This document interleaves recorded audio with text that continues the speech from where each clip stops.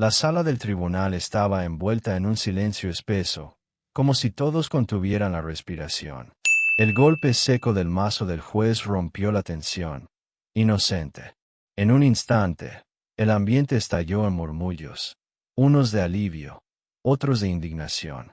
En la mesa de la defensa, el abogado recibió felicitaciones, dibujó una sonrisa controlada y estrechó la mano de su cliente.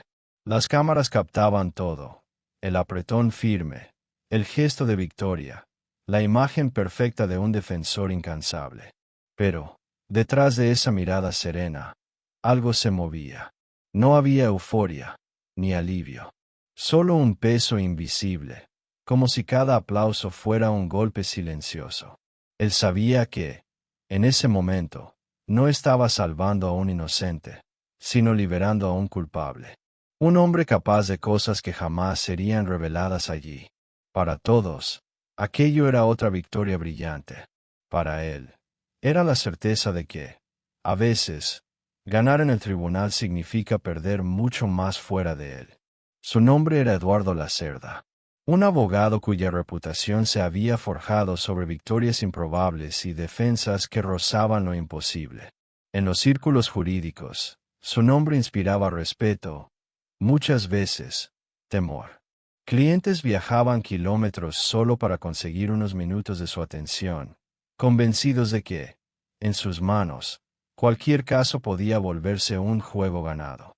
Eduardo tenía la postura impecable de quien siempre controla el tablero.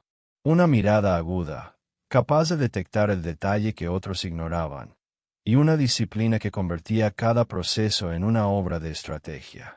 Pero, detrás de esa fachada meticulosamente construida, existía un lado que nadie conocía, y que él se empeñaba en mantener oculto. El caso más reciente no era solo uno más en su historial. Se trataba de un homicidio brutal que había conmocionado a la ciudad. Un empresario encontrado muerto, víctima de una violencia casi personal.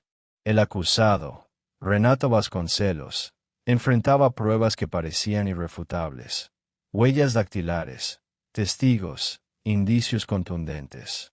Todo apuntaba a una condena segura. Y, aún así, Eduardo aceptó el caso.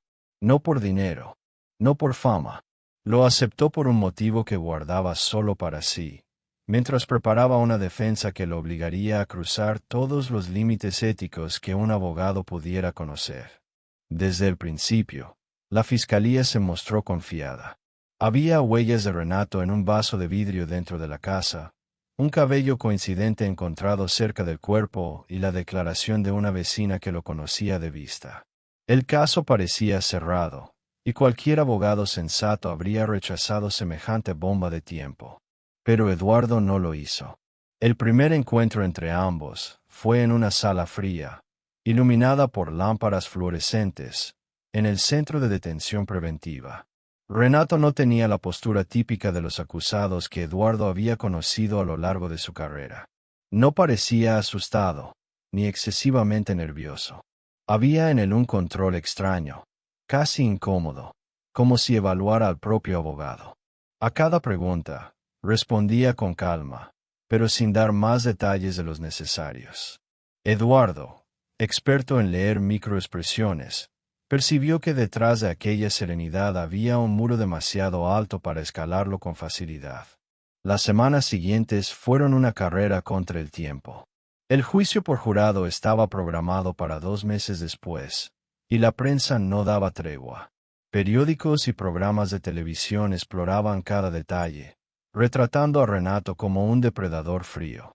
Del otro lado, Eduardo trazaba su estrategia, examinando cada evidencia con el cuidado de quien sabe que un solo error puede costar no solo la libertad, sino la vida de un hombre.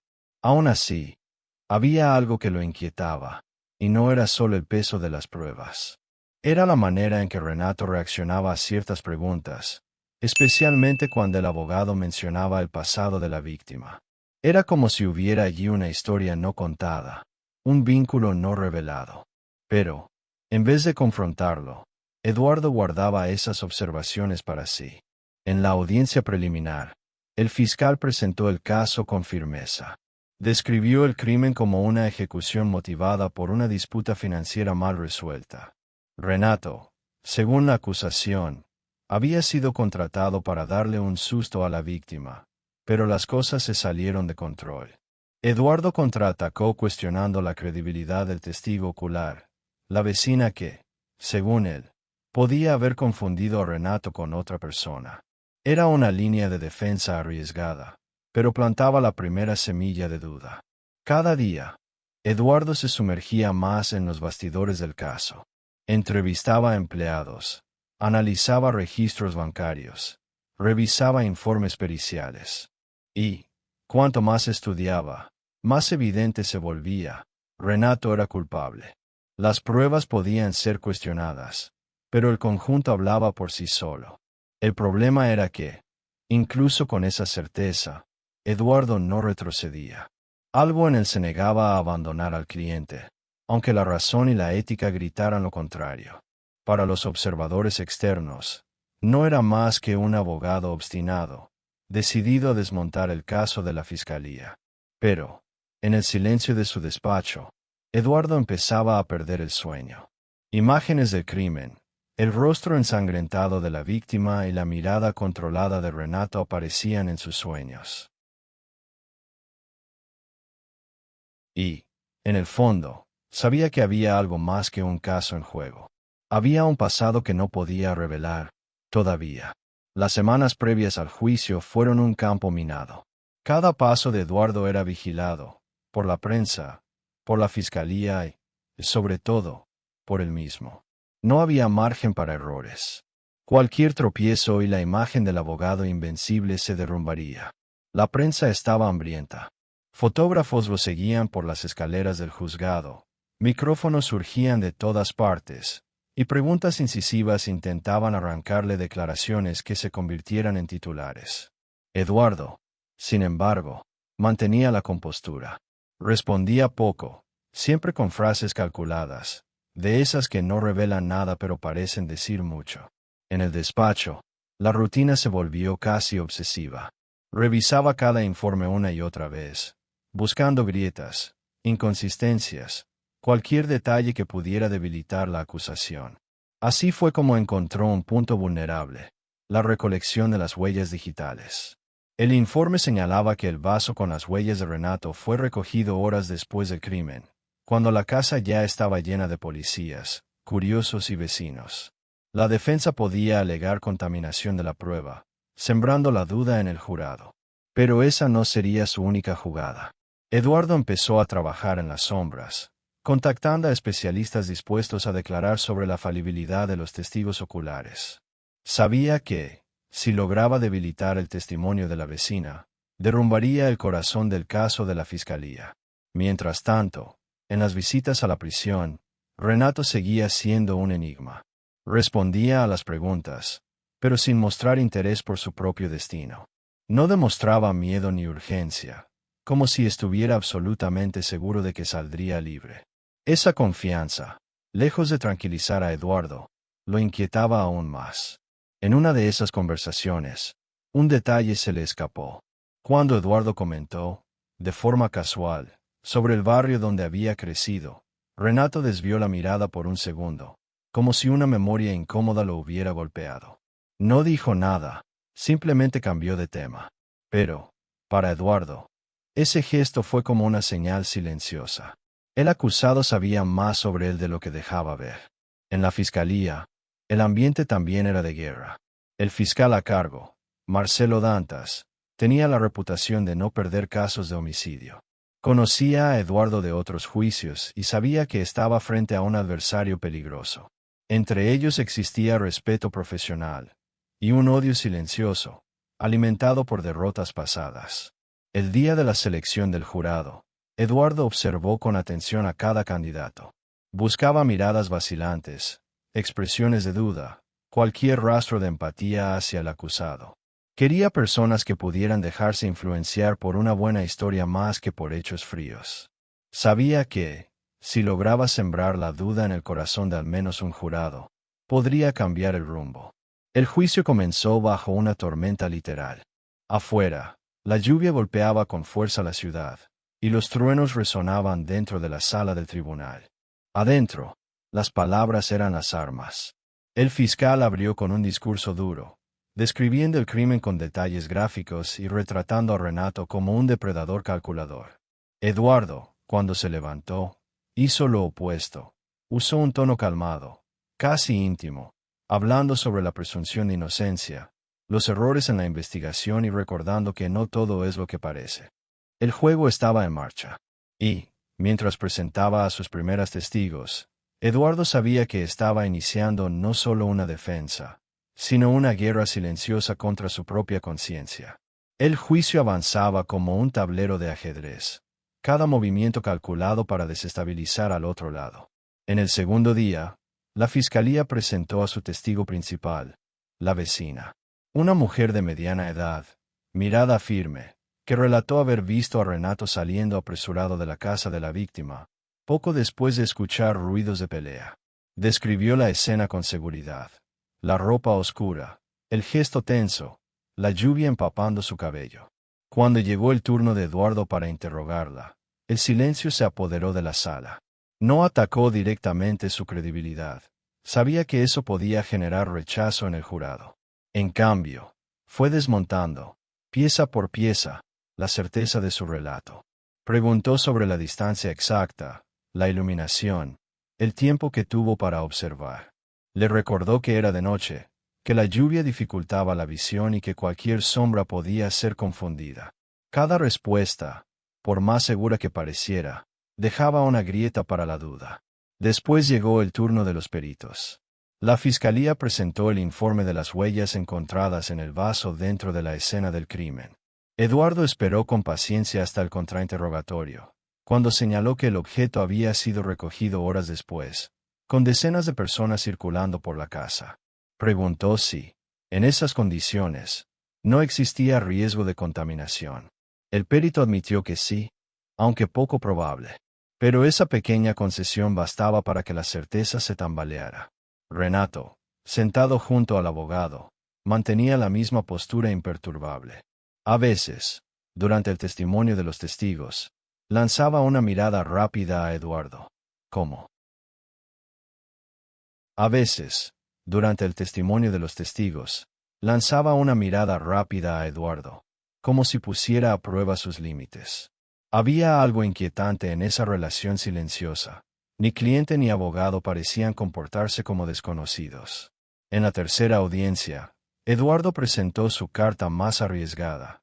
Un especialista en psicología forense que hablaría sobre la falibilidad de la memoria humana en situaciones de estrés. El perito explicó cómo factores como la lluvia, la oscuridad y la tensión emocional podían distorsionar los recuerdos. El efecto fue inmediato.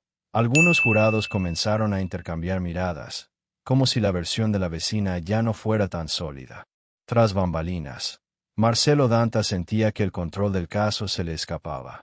Llamó a Eduardo para una conversación informal en el pasillo, lejos de las cámaras. El fiscal comentó que circulaban rumores sobre un vínculo entre abogado y cliente. No especificó cuáles, pero el mensaje estaba claro. Alguien empezaba a sospechar. Eduardo mantuvo el gesto neutral, pero por dentro la sangre se le heló. Si alguien se acercaba demasiado a la verdad, todo el caso, y toda su vida, se derrumbarían. El secreto que guardaba desde el inicio no era solo una cuestión ética, era un vínculo de sangre que jamás podría revelarse. La tensión crecía con cada sesión. Afuera del tribunal, manifestantes exigían justicia para la víctima. Adentro, Eduardo construía pacientemente el muro que mantendría libre a Renato.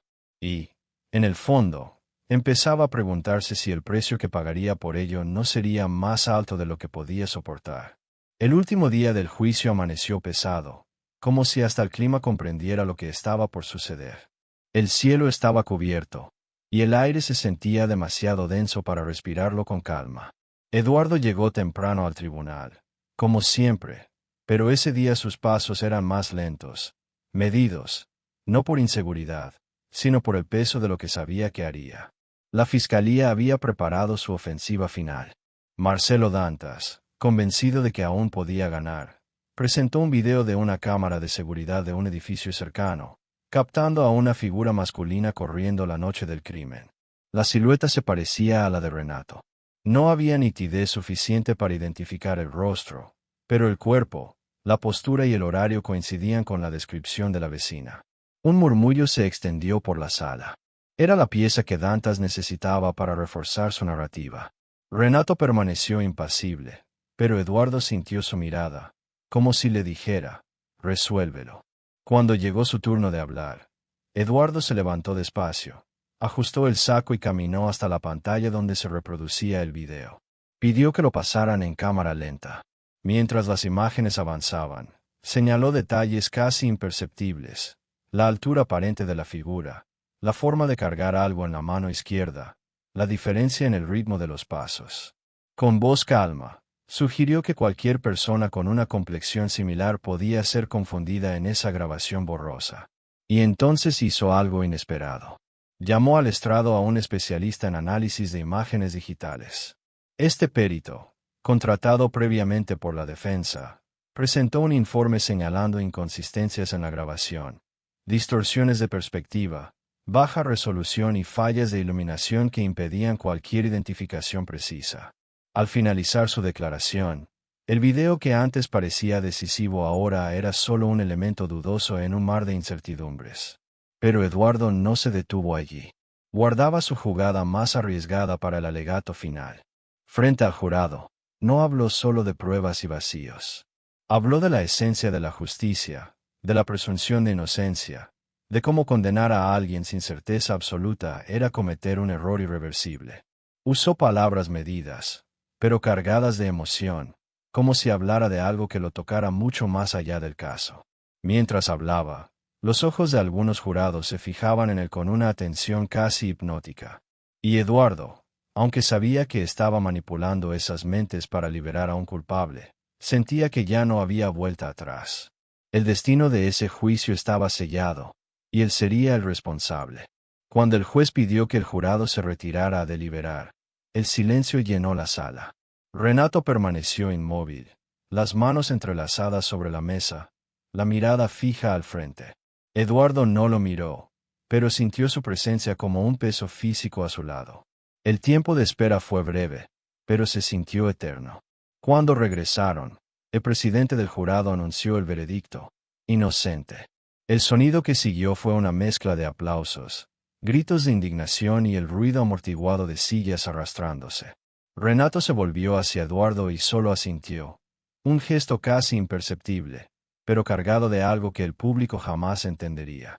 En ese instante, Eduardo sintió un frío recorrerle la espalda, no por la victoria, sino por la certeza de que acababa de liberar a un asesino, y que viviría con esa decisión para siempre.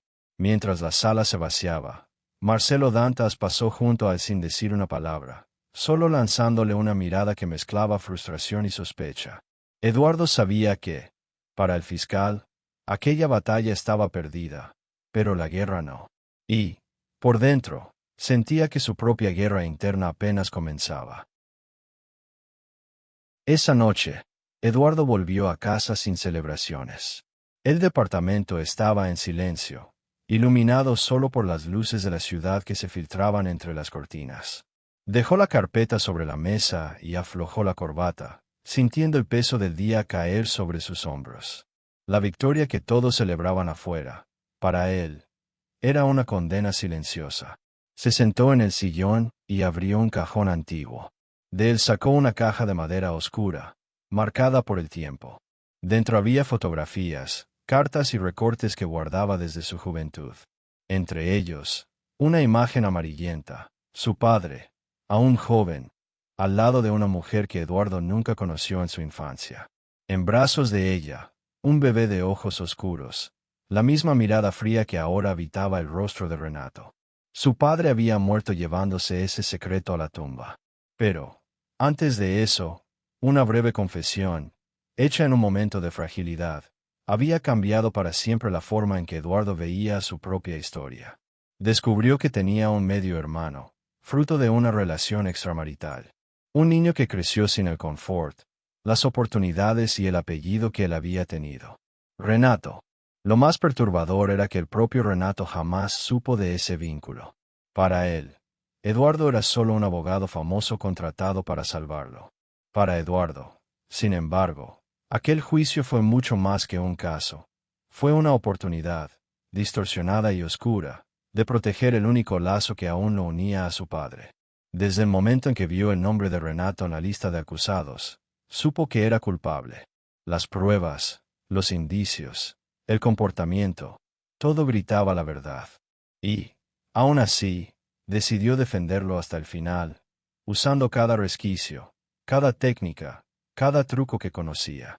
No para hacer justicia, sino para salvar una parte oculta de su propia familia. Ahora, solo, en el silencio del departamento, Eduardo miraba la foto con una mezcla de culpa y resignación. Sabía que había liberado a un asesino.